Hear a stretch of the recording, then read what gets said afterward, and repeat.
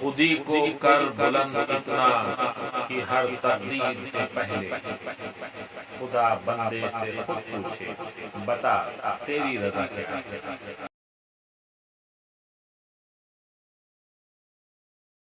جلسہ صدر، مہمان خصوصی، حاضرین جلسہ اور میرے پیارے اساتذہ اکرام، السلام علیکم۔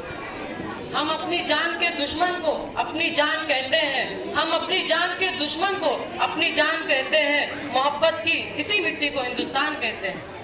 محترم سامعین، یوم آزادی ہندوستان میں ایک تہوار کی طرح منایا جاتا ہے۔ آج ہی کے دن ہمارا پیارا ملک ہندوستان انگریزوں کی غلامی سے آزاد ہوا تھا۔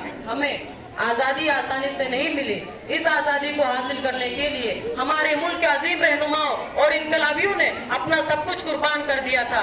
انگریزوں نے ہندوستان کو قدم قدم پر آزادی کی لڑائی سے روکنے کی کوشش کی تھی۔ ان سب پر طرح طرح کے ظلم کیے، کبھی ان پر لاٹھیوں سے حملے کیے، کبھی ان کے سینے گولیوں سے چھلنی کیے، انہیں جیل کی سلاخوں کے پیچھے بند کیا۔ ان سب کے ظلموں کو سہنے والے نوجوان بھی تھے، جوان بھی تھے، عورتیں بھی تھیں، بوڑھے بھی تھے، یہاں تک کہ ہندوستان کے آزادی کی لڑائی میں شامل ہونے والے بچوں پر بھی ایسے ایسے ظلم کیے جن کو بیان کرنا آسان نہیں ہے۔ وہ ظلم کی بنیاد پر آزادی کے متوالوں کو تباہ و برباد کرنا چاہتے تھے۔ وطن پر نثار ہونے والے، وطن پر مر مٹنے والے جانبازوں نے ہمت نہیں ہاری اور اپنے تن من دھن کی قربانی دے کر اپنے پیارے وطن کو آزاد کروایا۔ ہمیں ان کی قربانیوں کو نہیں بھولنا چاہیے۔ ہمارے ملک کے عظیم رہنما اور آزاد ہندوستان کے پہلے وزیر اعظم پنڈت جواہر لال نہرو نے بھارت کا پرچم لہراتے ہوئے کہا تھا، اس وقت ساری دنیا سو رہی ہے، بھارت کے لوگ جاگ رہے ہیں اور آزادی کا جشن منا رہے ہیں۔ اس جشن کے ذریعے ہم دنیا والوں کو محبت و قوت کا پیغام دے رہے ہیں۔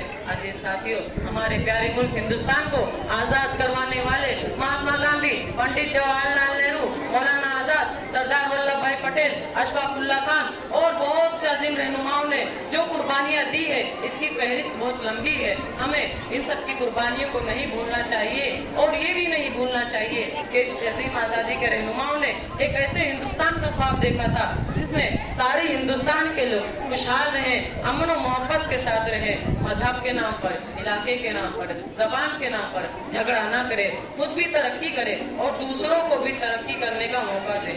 اگر ہم واقعی اپنے ملک ہندوستان سے سچی محبت کرتے ہیں، اگر ہم چاہتے ہیں کہ ہمارا ملک ایک عظیم اور ترقی یافتہ ملک کہلائے، تو آئیے اس عہد کے ساتھ ہمارے ملک کے عظیم، ہمارے ملک کے جو تمام لوگ خوشحال ہیں اور عظیم رہنماؤں کے خوابوں کو حقیقت میں بدلیں۔